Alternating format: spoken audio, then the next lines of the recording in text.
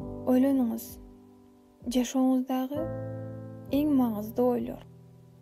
Жыргал жашоого 10 кадам. Каналга кош келиңиз, катталганды унутпайбыз. Кээ бирде трагедиялуу окуя гана бизди ызы-чуу, баш аламан жашообуздан токтотуп туруп, ошону бизге сездире алгандай сезилет. Биз көпчүлүк учурда бир нерсе менен алекпиз. Жашоонун даамын татпай, ааламга шүгүрчүлүк келтирүүнү унутуп коебуз.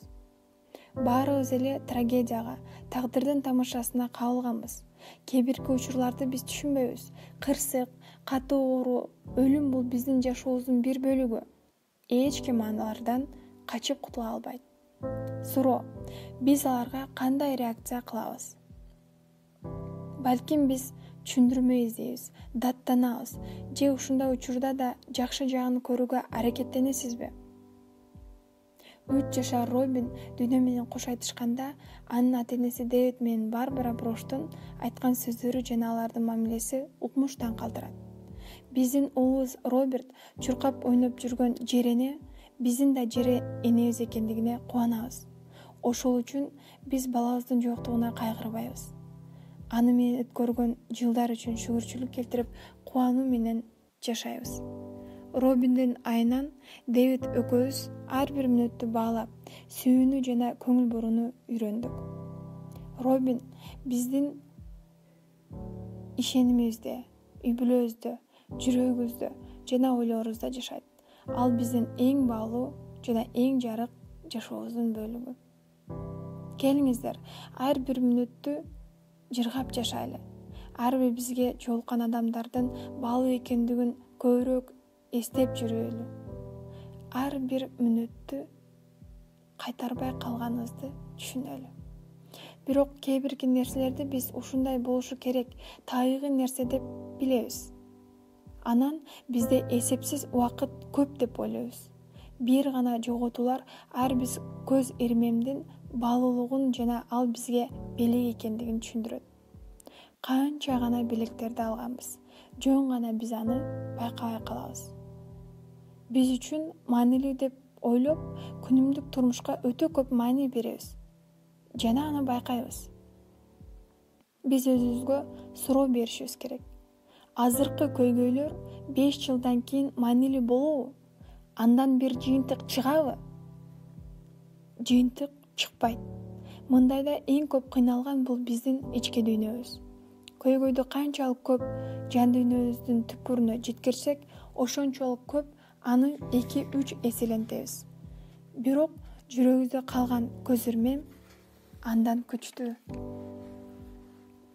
Magic moments, сыйкырдуу учур биздин купулубузга толуп 7 асманда турган кезибиз. Биз аны байкабай калабыз. Сиз эмне кылууну дайыма билесиз. Сиздин каадырылганыңыз балким билбегендиктен эмес, андан коркконуңуздан. Андан коркпоңуз. Аракет кылып баштасаңыз, баары болот. Көйгөйгө же кризиске кабылганыңызда өзүңүздүн чечимиңизди издеңиз. Аны эч кимге айтпаңыз. Кыйналганыңызда. Мындайда сиз энергияны коротуп, күчүңүздү жоготосуз. Көпчүлүк адамдар ушинтишет. Сиз ошол көпчүлүктүн катарына кирбейсиз деп ишенем.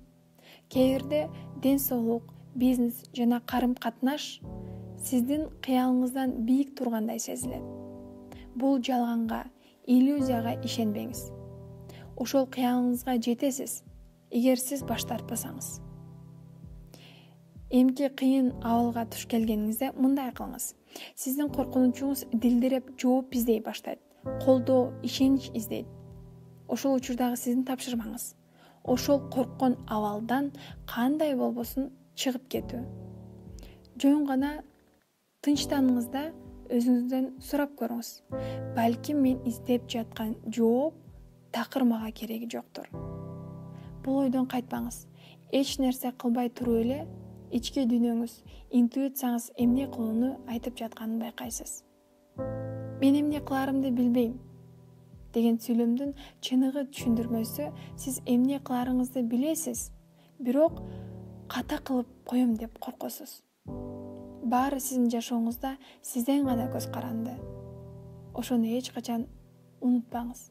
Ошол түшүнмө бардык көйгөйлөрдү чечет. Өзүнүн жөндөмдүүлүгүнө чындап ишенүү сизди жеңилбес инсанга айландырат. Өзүнү бийик баалап, бардык окуяларга кубануу менен мамиле жасап каласыз. Себеби сиз жан дүйнөңүздүн түпкүрүндө баары сиз каалагандай, баары сиз ойлогондой болоруна ишенесиз.